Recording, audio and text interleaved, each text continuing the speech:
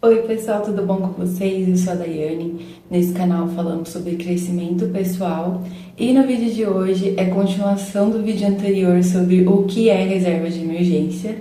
Nesse vídeo de hoje eu vou falar todas as vezes que a minha reserva de emergência salvou a minha vida.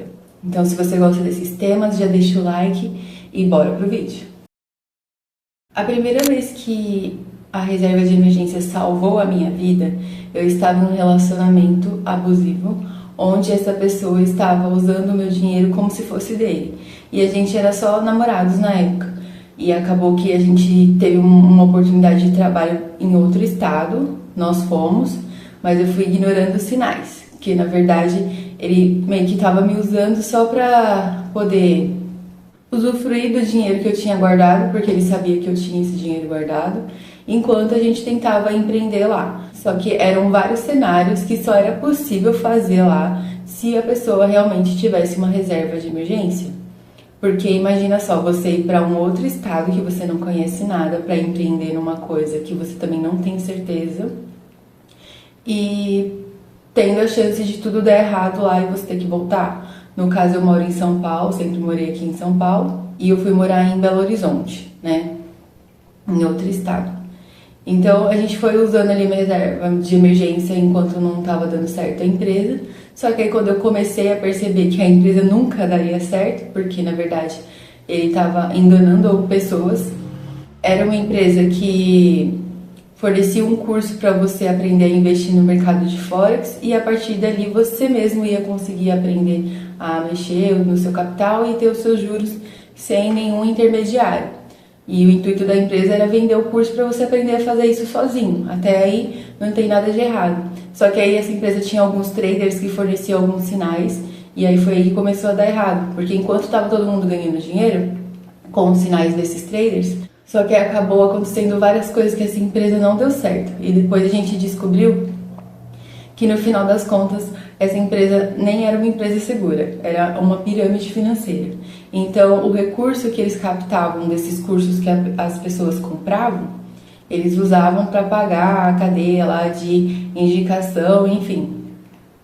Então eu passei por tudo isso, acreditando que daria certo esse empreendimento que a gente foi fazer lá, que também foi uma coisa meio forçada que ele convenceu que eu fosse, né? Ou que eu me convenci de ir, porque foi bem às pressas mesmo, então não tive muita opção de pensar. E como eu sempre quis sair de casa, para mim qualquer oportunidade era válida para isso. Para vocês verem como o nosso psicológico influencia nas nossas decisões e no nosso dinheiro. Então, saindo desse relacionamento aí, que eu tava em Belo Horizonte, eu ainda tinha um dinheiro lá, mesmo mantendo a gente, só que eu percebi que só eu que mantinha. Como ele não tinha outros recursos, eu acabei segurando as pontas lá, só que o momento das coisas darem certo nunca acontecia. Então eu já estava frustrada com a empresa e eu nem conseguia indicar ela para mais ninguém, quando eu percebi que as pessoas não estavam ganhando dinheiro com isso. Que o intuito principal da empresa era ganhar com as indicações e essa parte de marketing. Então essa foi a primeira vez que a minha reserva de emergência me salvou e eu vou te contar por quê. Eu tive que sair de lá, de Belo Horizonte, por causa que a gente terminou esse relacionamento. E aí eu ainda tinha um dinheiro ali para conseguir me manter aqui em São Paulo, mesmo que eu não tivesse para onde ir, se eu tivesse que alugar uma casa e ficar um tempo, eu ainda conseguiria com o restinho de reserva de emergência que eu ainda tinha. Porque eu sempre fui uma pessoa que guardava dinheiro independente do motivo. Então essa reserva me ajudou quando eu voltei para São Paulo a me reerguer, né? E aí dentro desse primeiro motivo ainda teve mais uma casualidade que piorou tudo, que enquanto a gente estava ali mantendo as coisas, eu deixei bem claro para ele que a gente estava dividindo as coisas no meio e assim que ele pudesse, ele teria que me pagar a parte que ele me devia. Então eu fiquei lá em torno de 6 meses, lá em Belo Horizonte, onde a gente alugou uma casa e rachava tudo. Tinha até uma terceira pessoa que também dividia tudo lá com a gente. Ele saiu, ficou só nós dois, então a gente dividia tudo no meio. Só que a parte dele eu pagava, porque ele não tinha. E a minha parte eu também pagava. E aí, nessa brincadeira, eu saí de lá com ele me devendo 11 mil reais. Então, era um dinheiro que me fazia falta, sim, só que eu ainda tinha uma reserva e fui me mantendo até conseguir um trabalho aqui. e esses 11 mil reais foram ficando para trás. Então, mesmo eu levando um calote de 11 mil reais, eu ainda tinha uma sobrinha de reserva de emergência para me manter aqui em São Paulo. E depois eu consegui fazer essa pessoa me pagar, sim. Com muito esforço, mas consegui fazer ele me pagar esse valor. Depois de 2 anos que ele me bloqueou, eu tive que falar com a família dele, fazer um escarcéu, mas eu recebi os meus 11 mil reais. Então essa foi a primeira vez que a reserva de emergência salvou a minha vida.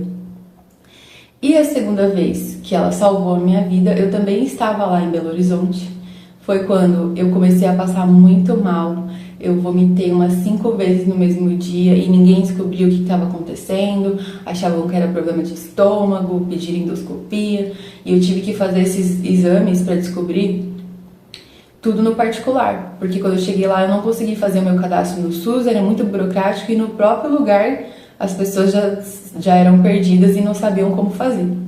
Então, como era urgente eu ter que descobrir o que estava acontecendo comigo para tratar logo, porque eu não tinha nem condições de fazer mais nada do jeito que eu tava lá, eu paguei no particular. E não foi barato, nada no particular. Vocês devem saber que qualquer exame que você vai fazer, uma endoscopia que eu tive que fazer foi mais de 300 reais, só a endoscopia. E foram me pedidos vários exames de sangue. E mais pra frente eu também gastei mais com esses exames para tentar descobrir a minha doença, que eu descobri depois que eu tinha uma doença autoimune. E o tratamento não foi nada barato e também demorou uns 4 anos para eu conseguir controlar efetivamente a minha doença, que no caso era hipertireoidismo, que eu tentei tratar e não deu certo das formas que a gente podia. Eu tive que destruir parte da minha tireoide com iodo, que é um líquido radioativo. E aí agora eu tenho hipotireoidismo com a dosagem já acertada, sem muitos problemas agora. Mas nesse período todo de descoberta da doença e tratamento, foram 4 anos que eu paguei tudo no particular para conseguir fazer as coisas no tempo certo, porque no SUS às vezes não conseguia fazer, raramente conseguia fazer alguma coisa. Mas aqui em São Paulo, como eu já tenho cadastro, era bem mais fácil. Cadastro no postinho que eu falo, porque só o SUS não adianta muita coisa, você só passa na emergência e olhe lá em outros estados. Então, tendo o cadastro no posto, eu consigo, se algum dia eu não tiver o dinheiro para consulta, eu consigo passar ali e tentar fazer um controle, só que é uma coisa mais ali, que demora mais, que você tem que ficar aguardando prazo, aguardando fila. Então, se não for uma coisa urgente, dá para fazer o controle gratuito, sim, pelo SUS. Então, essa foi a segunda vez que eu fui salva pela minha reserva de emergência, porque se eu não tivesse esse dinheiro na época, eu não ia conseguir fazer o meu tratamento da forma que foi, iniciar o meu tratamento da forma que foi, porque foi uma coisa ali urgente, pelo fato de eu estar passando muito mal mesmo, na época que eu descobri a doença. Também demorei para descobrir, então tudo isso foi agravando, porque eu estava passando mal enquanto não descobri o que era. A terceira vez que a reserva de emergência salvou a minha vida foi na pandemia. Depois desse período turbulento aí de doença, de término e de golpe de 11 mil reais do meu ex, eu vim para São Paulo. E aqui em São Paulo, logo quando eu cheguei, uns 4 meses depois, iniciou a pandemia, no ano de 2020. Eu tinha acabado de chegar aqui em São Paulo, estava me organizando e entrou a pandemia. E o que aconteceu foi que a minha família, a minha mãe com a minha irmã, elas são cadastradas no CAD único. E eu também era cadastrada quando eu morava com a minha mãe. Então aconteceu que na época da pandemia, o auxílio emergencial, ele só podia para um membro da família. E aí, como eu estava cadastrada, entre aspas, no CAD único junto com essa minha família, a minha mãe já tinha sido apta para receber o auxílio emergencial, então eu já não conseguiria. E aí eu voltei aqui para São Paulo, eu já estava morando com meu marido, porque a gente se conheceu na pandemia, posso contar essa história aqui se vocês tiverem interesse. Mas eu não podia nem colocar o endereço daqui, porque eu fiquei meio em dúvida, né? Fazia pouco o tempo que eu estava aqui. e eu tentei colocar o endereço da minha mãe, porque eu acreditava que se eu colocasse o endereço antigo lá de Belo Horizonte, podia acontecer deles confirmarem e eu não tô mais morando lá, então eu fiquei com medo de acontecer alguma coisa errada. E aí aconteceu que, por esse motivo, eu não recebi, porque se eu tivesse colocado lá e desse entrada primeiro, eu receberia o auxílio emergencial pelo endereço de lá, que não ia ter ninguém, ou se o meu ex tentasse, a gente não ia ter vínculo, então eu acho que não ia ter problema os dois usarem o mesmo endereço. E eu fui inventar de colocar o endereço da minha mãe, aí barrou e eu fiquei a pandemia inteira sem receber o auxílio emergencial. Eu cheguei a receber algumas parcelas no início, mas depois disso eles cortaram, porque realmente tinha essa regra de que era só um membro da família que podia receber. Então, a minha reserva de emergência nessa época, se eu não me engano, já estava bem no final. E aí eu acabei também vendendo o meu notebook para complementar essa renda aí, porque já estava bem no final, não tinha como arrumar emprego na pandemia. E aí foi bem triste e também uma coisa que eu lembro sempre, porque eu tive que vender o notebook que eu comprei, que era o notebook dos meus sonhos, mas eu tive que vender para me manter nesse período aí até conseguir arrumar um emprego. E aí depois disso eu consegui arrumar um emprego e me organizei melhor. Mas vamos recapitular aqui que nessa terceira vez que a reserva de emergência me salvou, eu já estava no fim da minha reserva. Então ela me salvou mesmo sendo no fim, mas porque eu tive que vender uma coisa que eu gostava muito para complementar essa reserva. Porque na época eu realmente não usava o notebook para trabalho, como eu faço hoje, renda extra, como design gráfico e várias outras coisas. Então o notebook era mais para lazer e aí eu tive que vender ele com um mês de uso praticamente. Porque eu tinha usado o dinheiro para comprar ele e no final eu vi que não ia dar certo e vendi para manter ali o nosso custo de vida, porque na pandemia também foi bem complicado para o meu marido, que ficou sem trabalho, mas ele conseguiu pegar o auxílio pelo menos. E aí eu vi que realmente eu não podia ficar sem reserva de emergência, porque aí já deu uma complicada, eu tive que vender coisas que eu gostava para conseguir ali me manter nesse período. E a quarta vez que a minha reserva de emergência salvou a minha vida foram as vezes que eu fiquei desempregada. Teve uma vez que eu fiquei desempregada, eu estava numa empresa que já não estava ficando muito legal as coisas lá, e eu fui demitida e eu pude ficar tranquila, porque além do seguro-desemprego e os valores ali de rescisão que eu ia receber, eu também ainda já tinha guardado um dinheiro pensando aí num futuro que eu precisasse de alguma reserva de emergência para esse tipo de coisa mesmo. Então, nesse primeiro emprego foi um pouco difícil a demissão, pela forma que você se sente quando você é demitido, né? Que tem várias emoções ali no momento, mas a parte financeira eu fiquei tranquila, porque eu já tinha minha reservinha lá.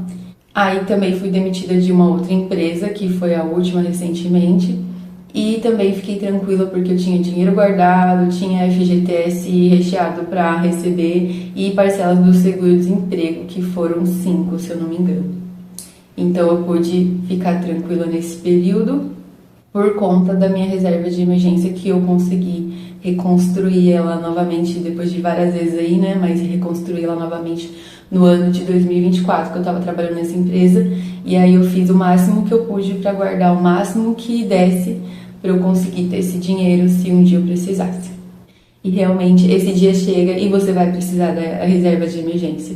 E você vai agradecer o seu eu do passado que cuidou de você e guardou esse dinheiro para esse momento que você vai precisar.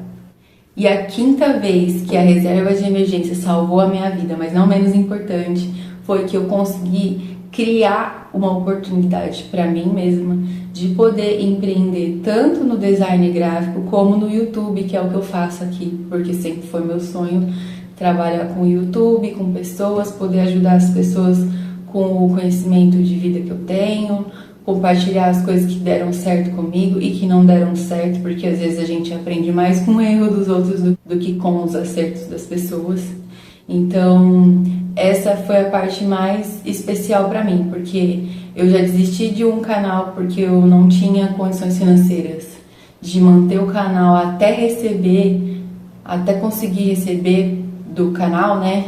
eu tive que voltar para a CLT, trabalhar tudo de novo para guardar dinheiro e fazer reserva de emergência para conseguir criar essa oportunidade com mais tranquilidade agora, de uma forma que eu não desista por falta de dinheiro. E consegui insistir nisso até dar certo. Então essa foi a quinta forma que a reserva de emergência salvou a minha vida. E se você gostou dessas dicas ou quer mais dicas como essa, deixe o like, comenta aqui o que você achou, se inscreva no canal e até o próximo vídeo.